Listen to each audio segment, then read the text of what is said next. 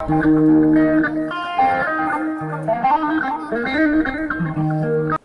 général kañum woni maître des poursuites non seulement kañum ñaagui ɗum kono juge o yo Allah yurmomo yaafoma Samba Sall kañum ne fawi hen ɓe dokkimi non lieu total firti ko hay dara min jeyani o dossier te Allah ne andi ko gonga mi weɗi ɗum haalde par ce que nde waɗa audit lebbi jeetati tawa ko mi rokki Sénégal haalis hay so heewani 250 000 kono auditeur o wi hay mbuuɗu mi ƴettanani ɗum te on audit wona min waɗno ɗum commandé ko juge o waɗno ɗum commandé mais ɗum ina moƴƴi leñol ngol anda ɗum par ce que kala ko ndenanomi ganmi ko sikkede wonko ƴettumi wonko mbaɗmi ala min kala ko mbaɗmi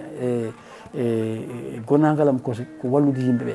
kono wona meɗa ƴetta ɗum meɗa waɗa ɗum e hooram mi wawa ɗum wadde par ce que ko dañatnomi ko tan no yonatnomi te gurdam am min no weeɓi bon caggal mum noon mi jooɗima donc duuɓi jeeɗiɗi min woni opposition ha Karim Wade nde watte nde candidat PDS komi candidat gonnomi o woni premier gonmi deuxiéme ɓe ƴewtidimi noon bon ko gonmi ko deuxiéme ɓe dokkani ɗum fulla no hannirta ni surtout nden Karim nan jagga mbaɗmi créé noon taw mi waɗino créé ɗen on temps mouvement no wiye ɓamtare liggueyel Sénégal ko on mouvement noon jaadumi en 2017 jaami élection législative min gari 26e sur 47 c'est à dire nogas e goo yimɓe min daɗi ɗumen nogas e joyi daɗi amen kono min dañani wonde député kono gan sang mi yaɗani hay goto ko hooram tan ɓetannomi département ji 56 ɗi e joyi ɗi nden mi yeehi hen laabi ɗiɗi donc hande mouvement o ina jogui yimɓe partout kono sa Allah doole tan a ustat dille ko ɗum woni ko jiiɗa ko wona ɗumen ɗum ustu dille bon Allah waɗi noon jeehi ha 2018 pression o heeweyam yomi tawtu Macky ko bandam parce que Macky aussi min nanunomo Fouta en 2005 le 12 février 2005 meeting mawɗo mbannomi ɗon finde mum ñande hen Habibou Dat ina e baɗon biyetenno Aroune Thiamen ina tawta men e PDS eyyi ñande hen Farba je me rappelle Farba ko sehlam no fewi minen gonduno toon ete mo andi ko kalanmi ko 2018 noon mouvement o wi kam il faut que jaggana Macky par ce que min tampi opposition mbimi d' accord min jeehi président Macky e dow ballal Abdoulaye Daouda waɗimi recevoir min kaldi min nanodiri min jagguinimo min mbaɗimo candidat en 2019 par ce que min kala komi rendani e ligguey mum min yiiɗa hutorade ɗum 2019 o noon ɗo dañi deuxiéme mandat o juuɗe amen ha nder kala ko ɗen liggorno hen min ligguima guila nden noon fedde nde no wuuri ñagama ha ko heewi yo fedde nde sayi APR kono fedde nde jaɓani sayde kañum jogui ko activité mum banggue kono jaggantu ko APR jaggantu ko président Macky guila nden minen somin goni hunde min gonat hen somin jalti tan min jalti donc ha joni fedde nde no wuuri holno jiiruɗa politique leydi Sénégal hande o tuggude noon guila hitande ujunaji ɗiɗi e nogas goho ha e hekka hitande ujunaji ɗiɗi e nogas e tati gueɗe kewɗe mbaɗi hen caɗele kewɗe dañam hen yimɓe heeɓe mbomimi hen kono moƴƴi holno jiiruɗa politique leydi Sénégal bon ko situation mo moƴƴani situation mo fewani mais ay génération fof eno arti par ce que quand même guila 2021 ha joni ko maayi ko sababude tan caɗele politique ina heewi te wona lawol bon lawol noon nan waɗa lawol mum joni ɗum noon so lawol naati hen tan haala natti hen wonde eyyi kono kam fewani min jinmi ko kala ɗo doole woni e nder Sénégal doole ɗe ndenda pour ɓamtare Sénégal surtout que Sénégal eɗen payi ko wiyete ko wontude leydi pétrole e leydi gaz ko kewɗen gaz ko ɓuuri hewde e ko kewɗen pétrole ko kono gaz o ko jogori jibinde ko holɗum jogori jibinde ko ustude prix électricité o te prix électricité o so ustama ɗum woni gaz to power en ce moment là ko nden industrie ji wawi waɗede créé par ce que kala leydi mo ala industrie ndin leydi ɓamtotako mais industrie a wawi ɗum wadde créé taw prix électricité no seeri ɗum waɗi noon il faut que gaz to power adda électricité o usto ustugol mo ganduɗa industrie ji mbaɗe créé guila e Fouta ha e partout usine aji usine wawata wonde tan ɗo ganduɗa électricité heewani ɗum waɗi noon puisque ɗum eɗen paye ɗum ina moƴƴi ndenen ngaalu nguɗon pétrole e gaz o par ce que woni koye hakkude maayo ma won hedde 100 km des côtes sen ndenaki ko piraterie arat ɗo ɗum noon noddi ko kala jogorɗo laamade 2024 il faut que nodda doole ɗe foof ndenta wona union nationale wona gouvernement vraiment d'union nationale pour que ɓe ndena ko arata ko oɗo saaha eɗen gandi benno bokk yakar woni koye walla benno bokk yakar hoore mum woni koye gatawere musdi ha tingti noon hoorejo leydi Sénégal soit suɓade taw mo gandanɗo hoore ma mbo toɗɗi e kono noon nanama ɗe balɗe mbiɗa wonde yo suɓo oɗo mo gandanɗo hoore ma Abdoulaye Daouda Diallo holɗo pawaɗa ɗum eyyi aɗa andi mawɗo leydi nde o noddi palais min en tant que président ɓamtare mi noddama conférence des leaders mi ƴetti ɗon hay konngol minen foof jooɗi min dimbu min dokkima carte blanche firti ko suɓono amen fawde ɗum e hoolademo e fawde ɗum ko kanko min jinno o daña 3e mandat o wappitima ɗum min mbimo wadde ƴewana men bon maintenant guila nden so finino tan o ñalawma goto o suɓima caɗele ala hen kono kanko wi joni kala jiɗɗo wonde walla kala mo jiɗɗon o wona yo haala ka yetto yam candidat ji jibina de candidat ɗi jibina min mbeɗa wawno wonde candidat par ce que hay goto ɓuurani yidde wonde candidat pour leñol ngol kono neɗɗo yo andu ko wawi e ko hattani mi waɗaka préparé pour yon won candidat mi meeɗa nadde e gouvernement mo ganduɗa mbeɗa waɗa siégé walla ko way noon bon donc comme ko wi yo yimɓe gon candidat ille jalti ille ɗe nde jalti nde min mbeɗa jogui droit puisque mbeɗa wawno wiide mbeɗa yiiɗi mbeɗa jogui droit wiide minne ko o woni yiddam eyyi pour que kanko o waɗa ɗum tenir en compte c'est à dire min mi sikku Abdoulaye Daouda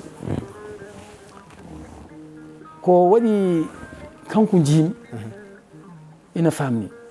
ko iɗi foof nde men naati en 2018 e wallude Macky Sall mbimi e Sénégal kala ɗo mbo Macky ƴetti yimbam yo gonde on ɗum addi e nder jum puisque hakkille makko wonno koye Cheikh Oumar Anne ha waɗimo ministre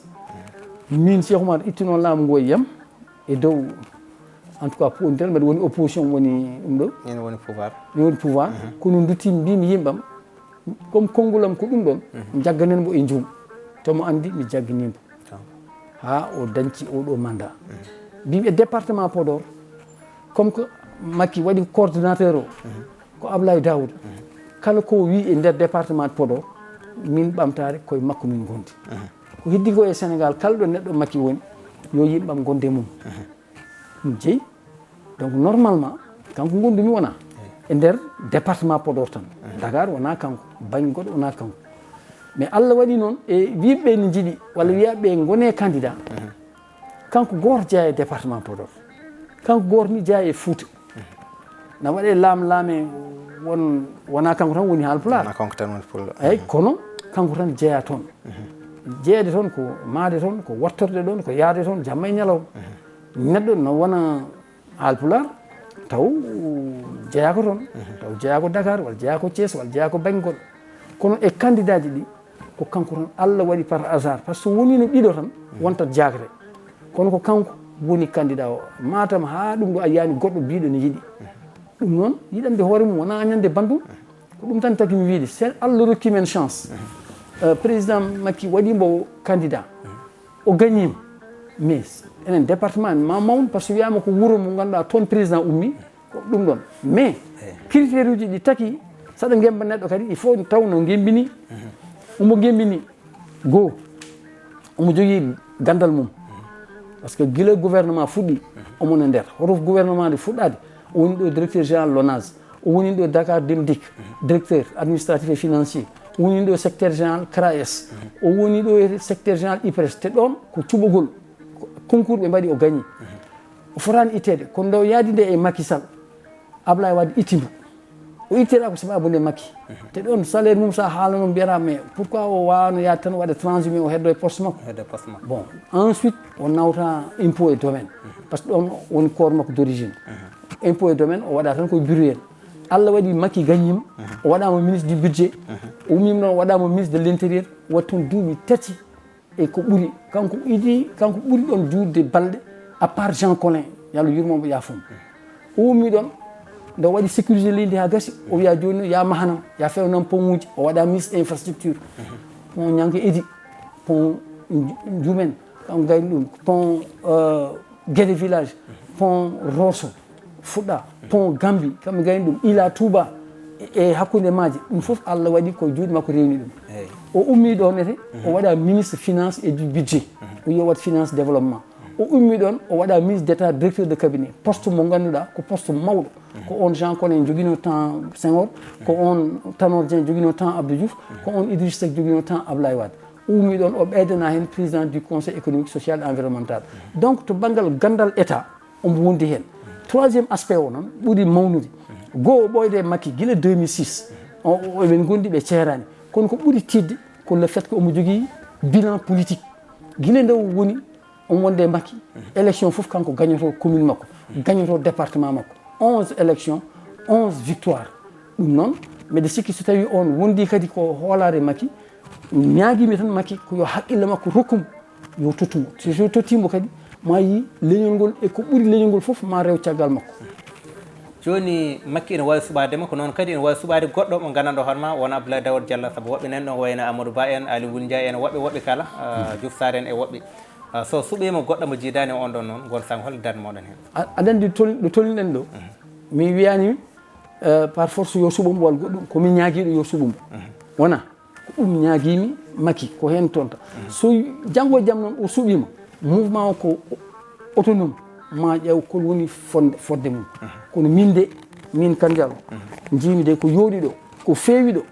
ko yo suɓo Ablaye Daouda par ce que so suɓimom hay goto wiyata o jamfima so suɓaki mo noon bon mi anda mo jogoɗo suɓade kono kam e ɓew foti suɓade ɓe fof oɗo ɓuuri hen handude par ce que APR woni foɓre lekki biyeteɗo Benno Bokk Yakar cata ɗe koko gaari tan catal aɗa wawi tadde catal futta kono foɓre sa taƴi ɗum tan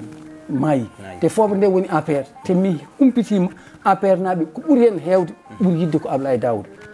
eɓe mi haalta ille kamɓe kalata ille mabɓe kono ko ɓuuri hen hewde ɓe jiiɗi ko Ablaye Daouda te kanko yimɓe foof gandi sa yi inde makko yahani no feewi tan départ par ce que kanko o liggantuno tan ko yo makki wontu troisiéme mandat eyyi ko nde makki wi natti wontude ko nden o fuɗɗi kono en jii guila nde o fuɗɗi e joni bon yimɓe ne jiiɗimo no korsinimo yimɓe jiimo to Médina Gounass jiimo to sernaɓe ala ɗo jiyanimo kono neɗɗo mo ganduɗa omo jogui profil moƴƴo wona kanko tan jogui profil moƴƴo kono e profil laji ɗi jiimi ɗi